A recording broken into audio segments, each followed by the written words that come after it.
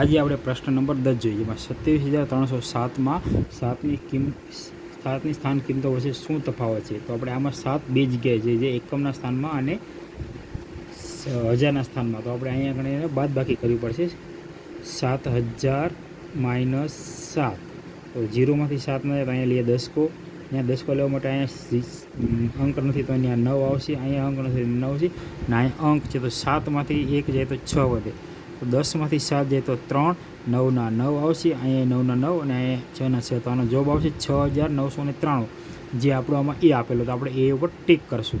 પ્રશ્ન નંબર 11 જોઈએ, તો એમાં 5,43,823માં આવેલ અંક 3ની સ્થાન કિંમતોમાં કેટલો તફાવત છે. તો આપણે બાદ બાકી કરવી પડશે, કેમ કે આમાં 3 બે જગ્યાએ આપેલું છે, એકમના સ્થાનમાં અને હજારના સ્થાનમાં. તો આપણે એમાં જોઈએ તો પહેલાં એક સંખ્યા 3000ના સ્થાનમાં રહેલી એ લખીએ અને બીજી સંખ્યા એકમના સ્થાનમાં, તો એ 3 આવશે. તો અહીંયા આપણે દસકો લેવો પડશે. અહીંયા દસકો લઈએ, અહીંયા 9 વધશે, અહીંયા 9 વધશે અને અહીંયા વચ્ચે 2. તો 10માંથી 3 જાય તો 7, અહીંયા 9ના 9 આવશે, અહીંયા 9ના 9 અને અહીંયા 2ના 2. તો પણ એમાં એનો જવાબ આવશે 2,997, જે આપણો અહીંયા એ દર્શાવેલું. તો એ ઉપર આપણે ટીક કરશું. પ્રશ્ન નંબર 12 જોઈએ, તો 6,86,677માં આવેલ અંક 6ની સ્થાન કિંમતોનું કુલ મૂલ્ય કેટલું થાય. તો આપણે અહીંયા કણે પહેલાં આખી પૂરી સંખ્યા લખી, જે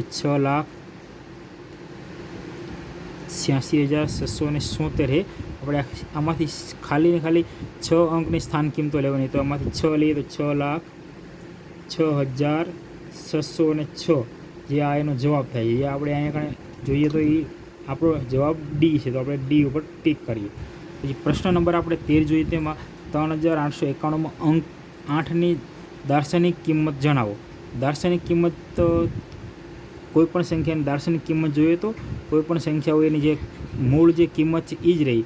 જેમ જોઈએ તો અહીંયા પણ એકમ દશક 100ના સ્થાનમાં 8 આપેલા, તો એની કિંમત 800 ન થાય, પણ એની દાર્શનિક કિંમત તો 8 જ છે. તો એનો જવાબ આપણે 8 આવે. પ્રશ્ન નંબર 14 જોઈએ.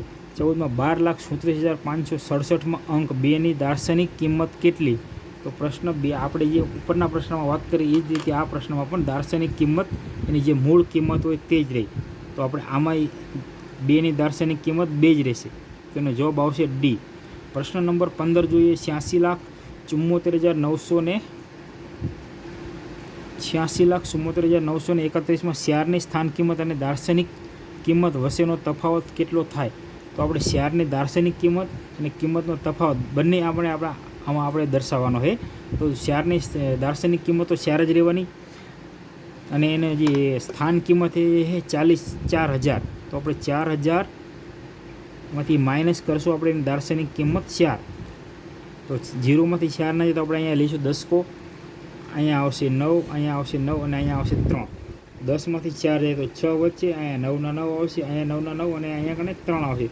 તો 86,74,931માં શેરની સ્થાન કિંમત અને દાર્શનિક કિંમત વચ્ચેનો તફાવત થાય 3,996, જે આમાં આપણે જવાબ આપેલો છે સી. તો આપણે અહીંયા સી ઉપર ટીક કરશું.